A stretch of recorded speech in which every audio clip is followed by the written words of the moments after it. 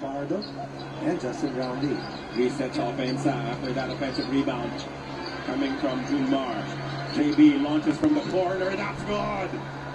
Wow, the fifth three-point shot of the game from JB. Gilas takes a 1-point lead. Hindi na ako nagtataka sa ganung klaseng mga conversions si Justin Brownlee. 22 on 15 points from beyond the line, but more than that, after being behind by 13, on top by 1, to open up quarter 3. Horns action, ganda ng pasahan. Gadiaga had to adjust. Third foul is called against Calvin Oftana. Nakakabalik lang po sa laro after committing 2 early ones. How about Kevin Thompson? Shot clock winding down. Who do you go to? But Brownlee just has that uncanny knack of delivering shots.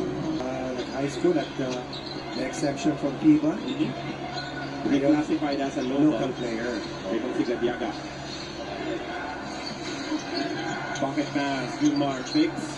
Will not force the issue. Babalik muna niya sa labas kay Dwight.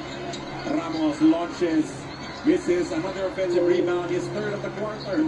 Fajardo had to pass out to Oftana. Di nagkaintindihan doon as Junmar, I think, was already preparing for a possible offensive rebound. Yes, but still.